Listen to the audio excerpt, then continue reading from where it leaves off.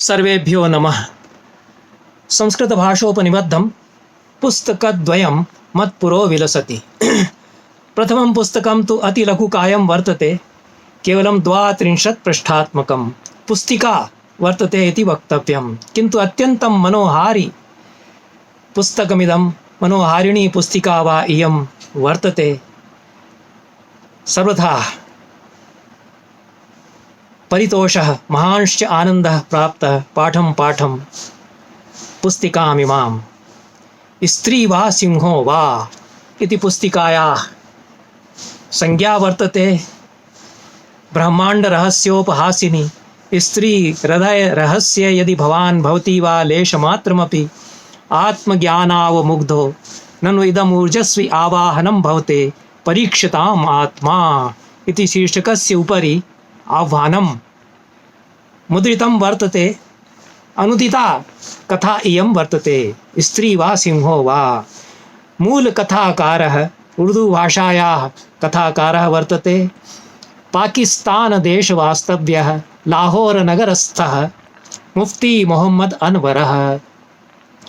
उर्दू भाषायाः इयं कथा अनूदिता श्वेतकेतुना प्रतापनारायणमिश्रेण वा। पूर्वमपि हाजी मोहम्मद रुस्वा इत्यस्य कालजयिनी कृतिः उमराव जान अदा इति बृहदुपन्यासः महती कथाकृतिः अनेन प्रतापनारायणमिश्रेण श्वेतकेतुना वा संस्कृतभाषायां उमराव जान अदेति उपन्यासः अनूदितः। इयं कथा तेनैव अनूदिता वर्तते। मुफ्ती मोहम्मद अनवरः मूल उर्दू कथाकारः।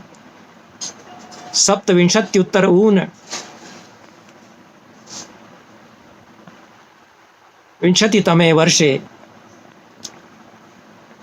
93 लाहौरनगरे जनिं लेभे। इदानीं जीवति वा न वा इति न ज्ञायते, किन्तु महान् कश्चन कथाकारः स्यात्, यतोहि एतादृशी कथा अन्यत्र कुत्रापि मया न पठिता। अत्यन्तमेव कौतुकमयी वर्तते। कथाकथनशैली यादृशी वर्तते, अद्वितीया विलक्षणा कापि कथाकथनशैली वर्तते। तथैव अनुवादोऽपि समनोयोगं विहितः। अत्यन्तमेव हृद्यः अनुवादः, निर्वद्या भाषा श्वेतकेतोर्वर्तते अस्मिन् अनुवादे।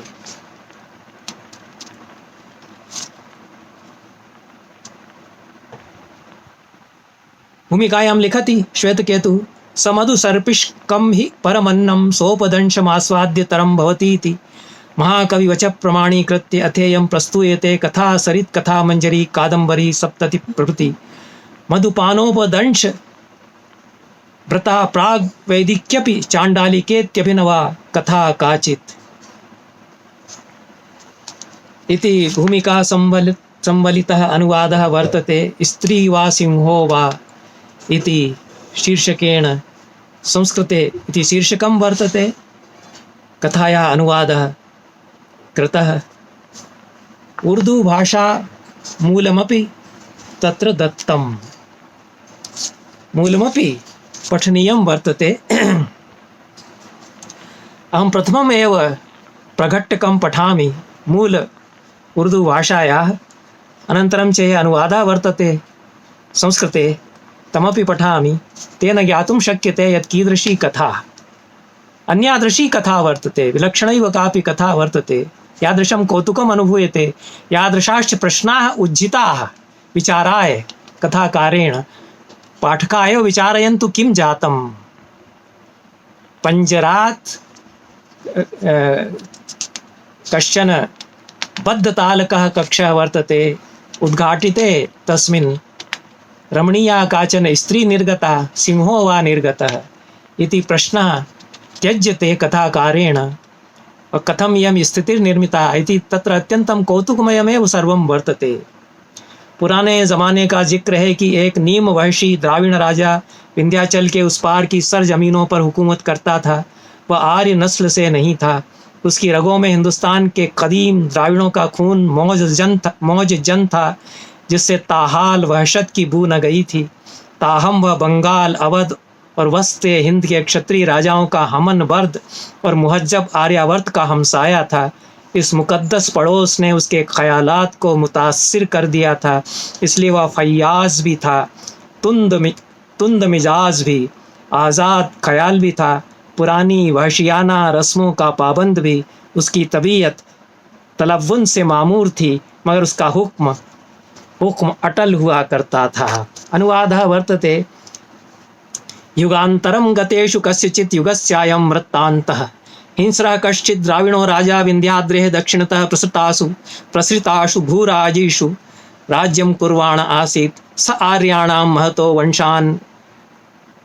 महतो वंशान् नहि प्रत्युतास्य धमनीषु अस्य देशस्य मूलनिवासिनां प्राक्तनद्राविणानां तदूर्जच्छोणितं प्रवहमानमिति मुद्रितं प्रवहमानमिति करणीयम्। तदूर्जच्छोणितं प्रवहमानमासीत्, यस्मात् हिंस्रतायाः गन्धस्तत्पर्यन्तं न गतः। अथाप्यसौ आबङ्ग अवध प्रभृति मध्यभारतीयानां क्षत्रियराज्ञां प्रतियोद्धा सुसंस्कृतस्य चार्यावर्तस्य प्रतिवेशी किल अवर्तत। अनेन सभ्येन सुसंस्कृतेन च प्रातिवेश्येन तस्य विचाराः कथञ्चित् प्रभाविताः आसन्। तस्मात् स उदार आसीत्, शीघ्रकोपनोऽपि स्वतन्त्रचिन्तनोऽपि। परम्परायत्तानां हिंस्राणां परिपाटीनां नियमेन परिपालयिता, अपि च अस्य स्वभावो नितराम् अस्थिरः, परं निर्णया दुर्निवाराः भवन्ति स्म। इति राज्ञः परिचयः। कथम् असौ दण्डविधानं करोति। तालकबद्धं कक्षद्वयं भवति। यः अपराधी वर्तते स आनीयते। एकं कक्षम् असौ चिनोतु। कक्षे उद्घाटिते भयावह हिंस्रः सिंहः निस्सरेत्। काचन अत्यन्तमेव रमणीया महिला निस्सरेत्। तस्य भाग्यम्, अपराधिनो भाग्यं भवति। यदि यस्मिन् कक्षे अप्रतिम सुंदरी तिष्ठति, तत् कक्षं तेन चितं, तर्हि सुंदरी तेन विवाह्यते, पुरस्कृतः असौ भवति। यदि यस्मिन् कक्षे हिंस्रः भयावहः क्रूरः सिंहः तिष्ठति, तत् कक्षं तेन चितं, तर्हि तस्य अत्यन्तमेव कारुणिकः भयावहः विभीषिकादायी मृत्युर्भवेदेव। एतादृशं दण्डविधानम् अनेन कृतम्। एवम् एकस्मिन् प्रसङ्गे सञ्जातं यत् तस्यैव राज्ञः अत्यन्तमेव सुन्दरी राजकन्या तस्यैव केनापि यूना सभासदेन काम्यते। राजा ज्ञातवान् यदसौ मदीयां कन्यां चकमे, कन्यापि तं वाञ्छति। असौ अपराधी जातः, राज्ञः दृष्टौ, स दण्डनीयः। तस्य कृतेपि तथैव कक्षद्वयचयन व्यवस्था विहिता दण्डविधानाय। राजकन्या महता श्रमेण, राजकन्या तस्य प्रेमिका वर्तते, महता श्रमेण कष्टेन ज्ञातवती यत् कस्मिन् कक्षे परमरमणीया सुन्दरी वर्तते, युवती वर्तते। या युवती तस्या एव प्रेमिणं युवानम् अपि कामयते। सा तस्मिन् एकस्मिन् कक्षे वर्तते, अपरस्मिन् कक्षे च भयङ्करः हिंस्रः सिंहः वर्तते। सा नयनाभ्यां संकेतमपि ददाति, कस्य कक्षस्य चयनं तेन यूना करणीयम्। असौ तस्या एव प्रेमी। इदानीं कथमत् कक्षं तेन तया कन्यकया संकेतितं, किं जातं तस्य युवकस्य इति पाठका एव विचारयन्तु इति कथा वर्तते। वर्णनानि अत्यन्तमेव रुचिकराणि सन्ति। व्यङ्ग्यं वर्तते, सेटायर इति यत् कथ्यते, आद्यन्तं हास्यव्यङ्ग्यपिनद्धापि वर्तते कथा। महान् विस्मयदायिनी कथा वर्तते। नन्वात्मनः इति कर्तव्यतायाः सम्पादने राजा नातिमात्रं विलम्बित। विना कमपि ऊहापोहं युवा निर्द्वन्द्वम् अभियोगित्वेन अभिगृह्य कारागृहं प्रापितस्तथा हि व्यवहारस्य निर्णयाय किमपि अनतिक्रमणीयं दिनमुद्घोष्यत इति कथा प्रवाहः वर्तते। साधु कार्यं सम्पादितम् अनेन श्वेतकेतुना सर्वथा अभिनन्दनीयोऽयं वर्तते। एतत् पुस्तकम् अपरं चेत् पुस्तकं वर्तते। तत् पुस्तकद्वयं मया प्रायः अतीतयोः 2 वर्षयोः प्राप्तं। कदाचित् कोरोना काले प्राप्तं स्यात्। मया क्वचित् स्थापितं। मध्ये मध्ये हस्तं व्यापारयामि। एतत् पुस्तकद्वयमपि वर्तते मदीयसङ्ग्रहे इति पश्यामि, किन्तु पठितुं नैव अशक्नुवम्। यो दिने पठित्वा प्रमोदभरतुन्दिलोऽहं सञ्जातः। एतस्य कृते भूयो भूयो वर्धापनानि अस्माकं प्रेष्ठस्य प्रियस्य साहित्यकारस्य श्वेतकेतोः कृते इति कृत्वा एतत् पुस्तकस्य चर्चा अत्रैव संह्रियते। अपरं पुस्तकमपि प्रायशः 2 वर्षयोः पूर्वं प्राप्तमासीत्। आधुनिकभारतीयकवितासञ्चयनं, राजस्थानीभाषायाः कवितानां सञ्चयनं वर्तते। 60 वर्षेषु यानि काव्यानि लिखितानि तेषां काव्यानां सञ्चयनं पूर्वं कृतं। तस्य सञ्चयस्य सङ्ग्रहस्य वा नानाभारतीयभाषासु अनुवादाः पृथक् पृथक् कारिताः। एतत् कार्यं साहित्य अकादमी करोति। 50-ऊनविंशशततमवर्षादारभ्य 11-विंशशतं वर्षं यावत् 60 वर्षस्य यः अवधिः वर्तते, तस्मिन् 60 वर्षावधौ समग्रे भारतीयसाहित्ये तासु भाषासु यत् काव्यं याः कविताः लिखिताः तासां प्रतिनिधिसङ्कलनानि निर्मेयानि इति महति प्रकल्पे राजस्थानीभाषाकवितानां सङ्कलनं यद् निर्मितमासीत्, नन्दभरद्वाजवर्येण सम्पादितं, तस्य समग्रस्य सङ्कलनस्य सम्पूर्णः अनुवादः पूर्णचन्द्र उपाध्यायवर्येण विहितः। महता अध्यवसायेन विहितः। अनुवादाः अपि तथैव रुचिकराः सन्ति। कविताः श्रेष्ठकवीनां सन्ति इति तु सत्यं, किन्तु अनुवादाः अपि राजस्थानीभाषायां यादृशं काव्यसाहित्यं वर्तते तस्य परिचयाय ये राजस्थानीभाषायां मूलभाषायां काव्यानि नैव पठितुं शक्नुवन्ति, यथा अहं राजस्थानीभाषां तथा अवबोद्धुं नैव पारयामि। देवनागरीलिप्यां वर्तते, अतएव पठामि, प्रायशः अवबोधमपि स्यात्, किन्तु अनुवादः कृतः पूर्णचन्द्रोपाध्यायेन। असौ तत्रैव राजस्थाने सम्प्रति वसति। पूर्वमपि राजस्थानीभाषायाः कथाकृतीनाम् अनुवादमयं कृतवान्। यशस्वी वर्तते अनुवादकरूपेण। तेन महत्कार्यमिदं कृतम्। अत्र 33 कवयः, तेषां काव्यानि सन्ति। कस्यचित् कवेः 3, कस्यचित् 4, कस्यचित् 5 वा काव्यानि, कविताः वा अत्र सङ्कलिताः सन्ति। साकल्येन अस्मिन् सङ्कलने 33 कवीनां 12,000 काव्यानि, कविताः वा सङ्कलिताः सन्ति। किन्तु महदेतत् विस्मयस्थानं वर्तते यत् 33 कविषु सर्वे पुरुषाः सन्ति। एकापि महिला तत्र न राराजते इति कीदृशं काव्यं वर्तते, कीदृशी काव्यधारा वर्तते राजस्थानीभाषायाः, यदत्र 60 वर्षाणाम् अवधौ एकापि महिला कविर्नोपलब्धा, यस्य राजस्थानीभाषायाः प्रतिनिधिकाव्यसङ्कलने समावेशः क्रियेत। अन्यासु भाषासु यथा अहं जानामि एतादृशी स्थितिस्तु न वर्तते।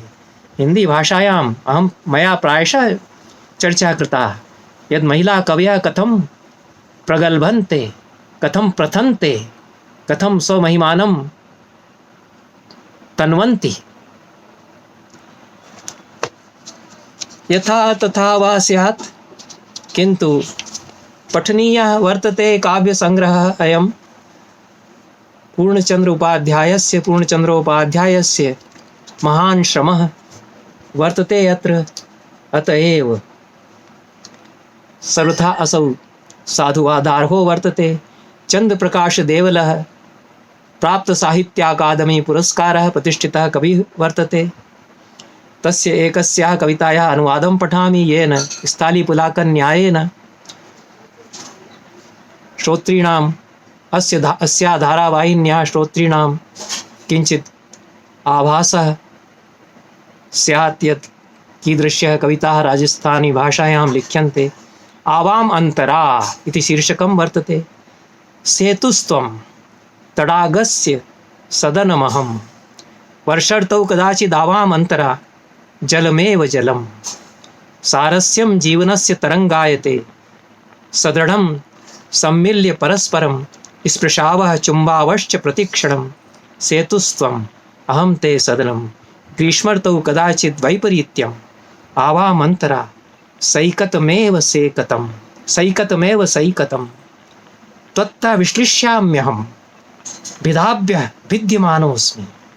प्रचण्डा तपस्य शिखासु सन्तप्यमानोऽहं, चलामि समाधौ चिन्तयन्नेतत् यदस्माकं स्नेहः जलमस्ति उत सैकतम्। आवामन्तरा च प्रीतिरस्ति उत परिवर्तनशीला ऋतवः इति प्रेम काव्यं वर्तते। किन्तु कीदृशं द्वन्द्वं, कीदृशं तानवं, टेन्शन् अत्र पिनद्धं वर्तते इति पाठकाः श्रोतारः वा अनुभवेयुः। पीडितानां भाषा इति तस्यैव कवेः चन्द्रप्रकाशदेवलस्य कविता वर्तते।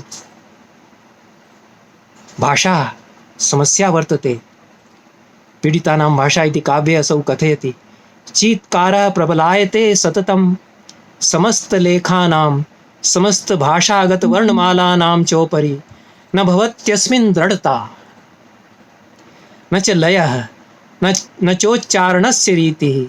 पूर्यमाणं भवति शुद्धं दृढं च सत्यम्, अनबोधितमपि यत् प्राप्नोति परवर्ति श्रोतारं यावत्। सम्पूर्णं यथार्थरूपेण निरीक्ष्य स्थापय सचीत्कारं, यतो हि एतद् भवति पीडितानां भाषा। शोभनं कथनं वर्तते।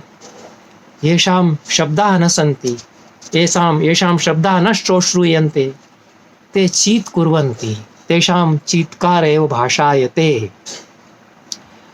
अर्जुनदेवचारणोऽपि प्रतिष्ठितः कविः वर्तते। भारतीयभाषा साहित्यकारेषु महती ख्यातिस्तस्य वर्तते। मातरम् अधिकृत्य तस्य कविता वर्तते। तस्याः अनुवादमपि पठामि। मातस्त्वं कदा जीवितासि इति शीर्षकं वर्तते। प्रथमा पङ्क्तिरपि इयमेव वर्तते कवितायाः। मातस्त्वं कदा जीवितासि, पिता मे आनयत् परस्त्रियं, भार्यायाः भ्रमः त्रुटितः खण्डशः। त्वं तु तद्दिने एव अदृश्या अभवः, मातः त्वदीयजठरादलभे जन्म। आगतोऽस्मि वक्षसि ते पादं निधाय, अपालपं च स्वकीयाभिज्ञानात् परिचयः यः त्वया प्रदत्तः। मातः मरणं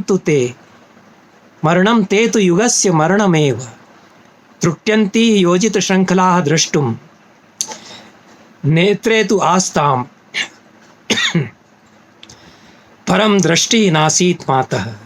वसति स्म त्वदीयं गृहं पत्युः नेत्रयोः, परन्तु असौ भवति पराङ्मुखः।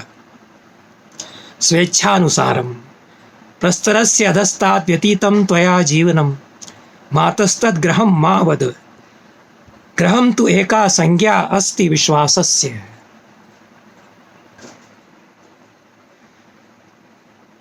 नेत्रे तु आस्तां परं दृष्टिः नासीन् मातः। वसति स्म त्वदीयं गृहं पत्युः नेत्रयोः, परन्तु असौ भवति पराङ्मुखः। स्वेच्छानुसारं प्रस्तरस्य अधस्तात् व्यतीतं त्वया जीवनं, मातस्तद्गृहं मा वद। गृहं तु एका संज्ञा अस्ति विश्वासस्य। अधितिष्ठति एव विवाहवेदीं, या आविर्भूता आसीत्।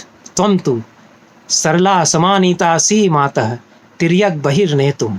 मातः त्वं कदा जीवितासि इति मार्मिक्यः कविताः सन्ति। हृदयमर्म स्पृशन्त्यः कविताः सन्ति। नीरज दय्या इति कविः वर्तते। तस्यापि अत्यन्तमेव लघुकाया कविता वर्तते, पितामही तुल्यः संसारः। तदेव पठित्वा वक्तव्यमिदं संहरामि। पितामही तुल्यः संसारः। अनुदिनं रोगे अनिश्चिततया तरङ्गायते पितामही। तरङ्गा एते समाप्तप्राया एवेति बोद्धव्यं। परं नैव तृप्यते पितामह्याः मनः। पितामही किमर्थं ते एतावान् मोहः जीवनं प्रति? किमिदानीं शिष्टं यावत् ते सन्ततयोऽपि विरक्ताः आत्मसम्मानं संरक्षन्त्यः भर्त्सनायाः भयेन।